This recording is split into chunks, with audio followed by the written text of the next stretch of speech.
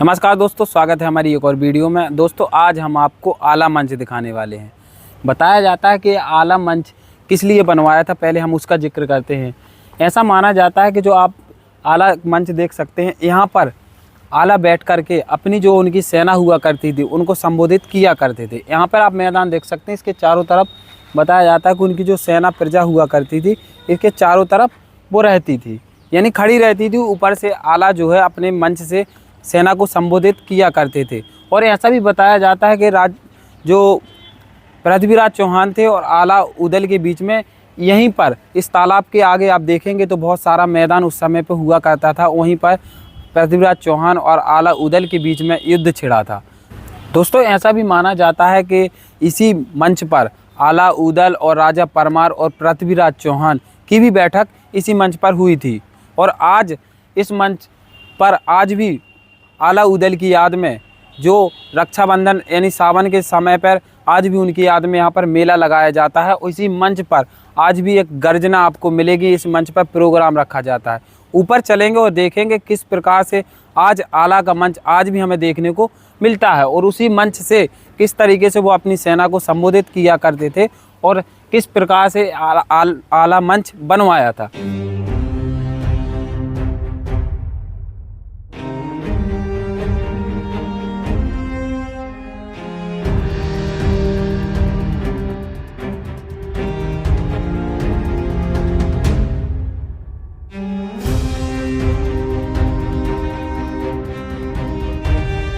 तो दोस्तों देखिए उस समय क्या हुआ कि उस समय चंदेल कालीन पत्थर चला करता था। यह हमें देखिए यहाँ पे सीढ़ियाँ बनी हुई है और चंदेल कालीन पत्थरों में आज भी हमें उस समय की कुछ नक्काशी और डिजाइन देखने को मिलती है। यहाँ पे देखेंगे तो 7-7, 8-8 फीट की शिला हमें देखने को मिलती है। और ऐसा माना जाता है कि उस समय पर एक एक व्यक्ति इन शिलाओं को उठा करके इनको रखा करते थे। तो देखिए उस समय पर बहुत ही 7-7, 8-8 फीट के जो है योद्धा हुआ करते थे। आला भी हमारे जो उस समय बताया जाता है कि 7 फीट के हुआ करते थे, जो हाथी की सवारी किया करते थे। अभी हम आपको इसी रास्ते ऊपर ले चलेंगे और जो आला मंच है उसके बारे में दिखाएंगे। यह देखिए एक कीरत सागर नाम जो महोबा में पड़ता है उसी के किनारे यह आला मंच बना हुआ है और देखने में हमें बहुत ही सुंदर और आज भी हमें देखने को मिलता है। देखिए दोस्तों यहाँ पर आप देख ही सकते इस प्रकार से आप मैदान देखिए, यहाँ पर जो उनकी सेना खड़ी रहती थी और इसके ऊपर से जो है आला और उदल अपनी सेना को युद्ध की जो रणनीति हुआ करती थी वो बनाई जाती थी कि कहाँ से हमें युद्ध किस प्रकार से कहाँ पर आक्रमण करना है।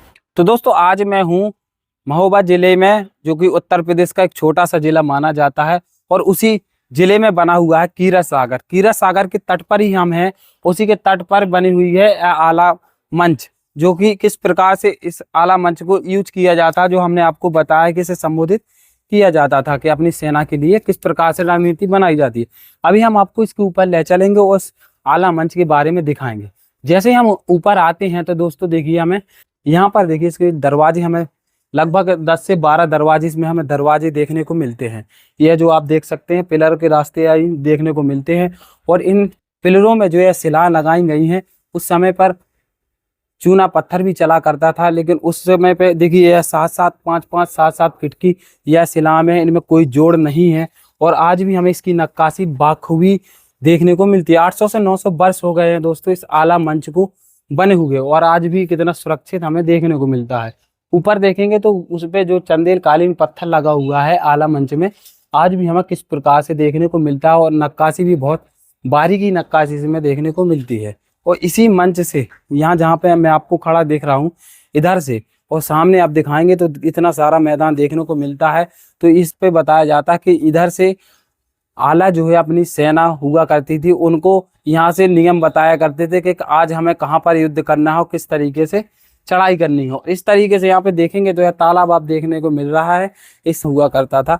तो यहीं पर पृथ्वीराज चौहान और आला उदल के बीच में भीषण युद्ध हुआ था और आज इसे आला मंच के नाम से भी जाना जाता है। इस आला मंच को आज भी लोग बहुत ही बारीकी से देखने के लिए यहाँ पर आते हैं। तो दोस्तों इसके इतिहास की बात करते हैं। लगभग 900 से 1000 वर्ष पहले इसका निर्माण हुआ था, ऐसा बताया जाता है। और इसी मंच पर जो हमने आपको बताया था कि किस तरीके से राजा परमार और आला उदल की बैठक इस मंच पे लगाया करते थे। और इसी मंच से उनकी युद्ध की रणनीतियां बनाई जाती थी। इसी प्रकार इसी मंच से उनकी जो सेना हुआ करती थी उनका जो है आदेश पालन किया करती थी, क्योंकि इसी मंच से बताया जाता है कि पृथ्वीराज चौहान को जब युद्ध के लिए तैयार किया गया था और भी बामनगढ़ की जितनी भी लड़ाई लड़ी गई थी इसी मंच से संबोधित कर करके उनकी सेना जो है यहाँ पे बताया जाता है कि आपको कहाँ जाना है। तो इस मंच का मेन कार्यभार जो था वो सेना को संबोधित करना था। और बाकी यहाँ की जो बुंदेलखंड की एक बहुत ही प्रचलित कहावत है कि बड़े लड़ैया महोबे वाले जिनकी मार सही ना जाए, एक खमारे दो मर जावे, तीजो खौफ खाए मर जाए।